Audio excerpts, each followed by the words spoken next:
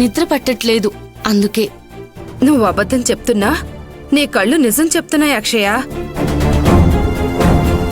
నువ్వు మా దగ్గర ఏదో దాస్తున్నావు.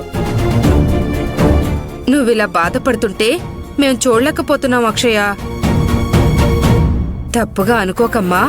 2 రోజుల్లో 10 లక్షలు కావాలని రాజా నీతో కోపంగా మాట్లాడడం మాకు వినపడిందమ్మా.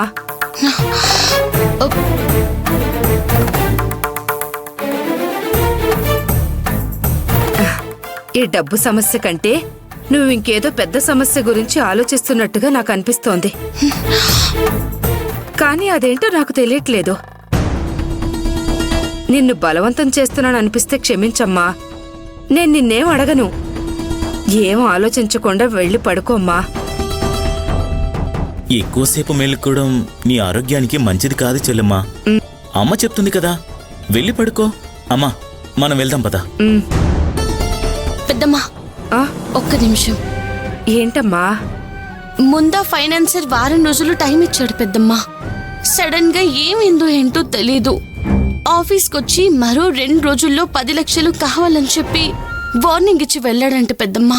అయ్యయ్యో, 2 రోజుల్లో అంత డబ్బు ఎలా సర్దుబాటు చేయాలో తెలియక ఈయన మా అమ్మ దగ్గరున్న స్థలం పత్రాలు తీసుకురమ్మని చెప్తున్నారు. మా అమ్మేమో ఆ పత్రాలు ఇవ్వనంటే ఇవ్వనని ఖచ్చితంగా చెప్తుంది. చివరికి మా నాన్న ప్రాణాలు తీసుకునే స్థాయికి వెళ్ళాడు. అన్నీ తెలిసి ఈయన పత్రాలు తీసుకురమ్మని చెప్తున్నారు. నాకేం చేయాలో అర్థం కావడం లేదు పెద్దమ్మ. ఈ రాజా ఎప్పుడు ఇంతే. ఎప్పుడేం మాట్లాడాలో ఎవరినేమడగాలో తెలీదు. అంటే రాజా డబ్బు విషయంలో అలా మాట్లాడతాడు కానీ నువ్వంటే వాడికి పంచ ప్రాణాలక్షయా. ఇప్పుడు కూడా ఏదో టెన్షన్లో ఆ పత్రాలు తీసుకురమ్మని చెప్పుంటాడు.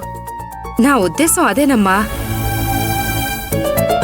అవును చెల్లెమ్మా, బావ ఎవరి మీద ఇంత ప్రేమ చూపించడం నేను ఇంతవరకు చూడలేదు. బావ ఏదో టెన్షన్లో మాట్లాడిన మాటలు నువ్వే మనసులో పెట్టుకోకమ్మా.